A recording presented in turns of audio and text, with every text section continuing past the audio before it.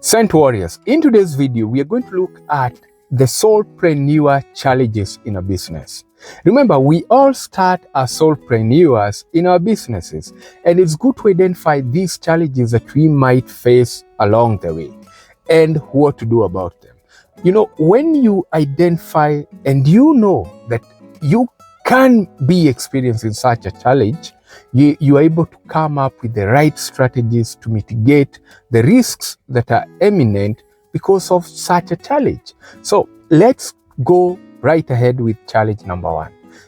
Being overwhelmed, stressed, and burnt out. That is one of the most prominent challenges that solopreneurs face. And why do they face this challenge? Is because they are wearing the hats of all the teams, of all functions in the business. You are the CEO, you are the admin, you are the finance man, you are the marketing, you are the sales, you are the product research and development, you are the distributor, you are everything in your business. The result of that, if you don't plan your schedule and your time well, you're going to be overwhelmed, you're going to be stressed and burnt out. That's quite a big challenge, right? Challenge number two is lack of funding. Remember, we are just starting our venture. What are the challenges that comes with funding? Currently, we don't have any solid proven model. We are just experimenting with things. That means it is very hard for potential investors to come and invest in your business because you are yet to prove the concept.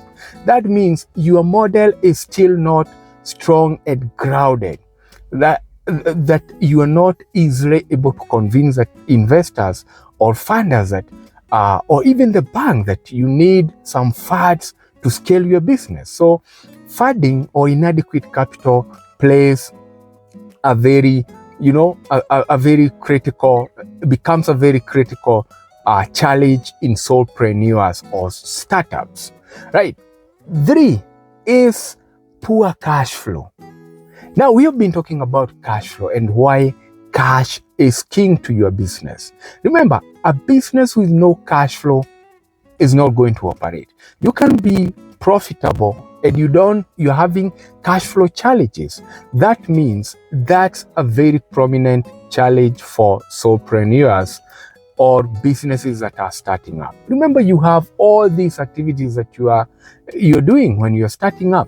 You're setting up the business, you are doing the marketing, you are branding, you are hiring different teams and breeding cash, right? You are still experimenting things. There's so many activities and you are yet to start making profit. In fact, most of the businesses will run 2 months without making any solid sales. So cash flow problems becomes very prominent, and you have to identify that and know that, come up with some strategies on how you can be able to solve this. Number 4 is underpricing. When you're starting out, you are still suffering from, the syndrome of, I don't think I'm competent enough to offer this service. I don't think I have enough value to bring to the market compared to my competitors. That means you are likely to underprice your products compared to the existing competitors who have been there in the market for a long time. That is going to bring some challenges in your cash flow also. So underpricing is another challenge that you need to sort out to ensure that you have the right price. Yeah, you have the right customer at the right price. That is where the business model comes in, having the right customer, the right product, and the right price point so that you don't underprice your value. Number 5 is lack of systems and processes. This is very critical for any business. And when you are a solopreneur, you are starting out, you don't have systems.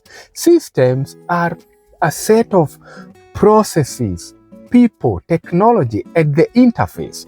When we are talking about the process, it is a series of steps that you do to achieve a certain goal. Now, initially, The systems and processes are created out of experience. After doing a thing again and again and getting the results that you want, you document that as the process, that if I approach this task in this manner, I'm going to get, this result. So processes brings effectiveness in a business, while systems bring efficiency, the way your processes integrate in the business. Now, when you are a solo entrepreneur and you are starting out, you are yet to come up and establish solid system and processes, which can be a very main challenge for your business. The other one is lack of a solid vision and strategy. Now, you're starting out.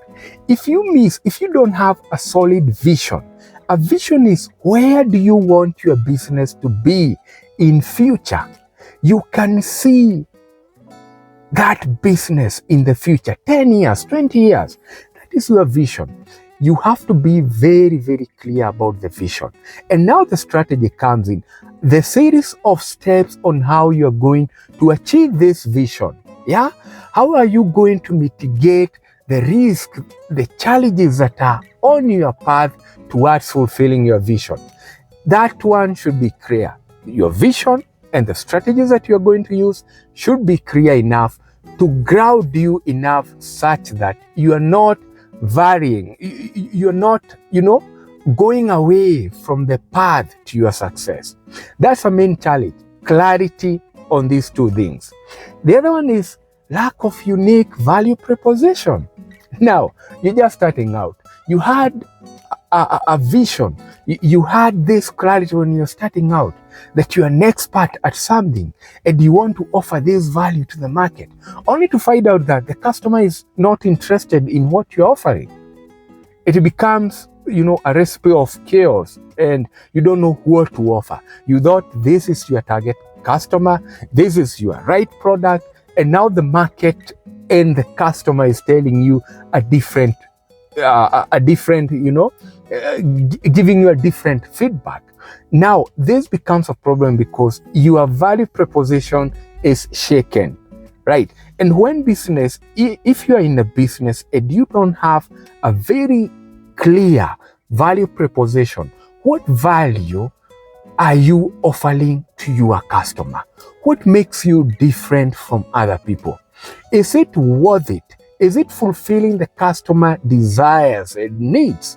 Right? Having clarity on that becomes very important for your venture. The other one is a delegation.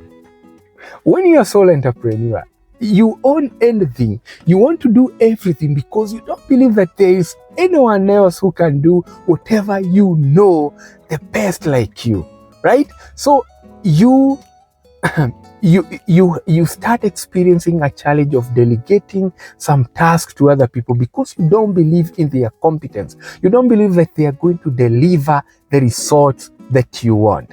So delegation becomes a very huge challenge, and that is an art. That's a skill that you have to learn as your business goes on, as you hire more teams, because you want to give as much task as possible so that you can start working on the business but not in the business.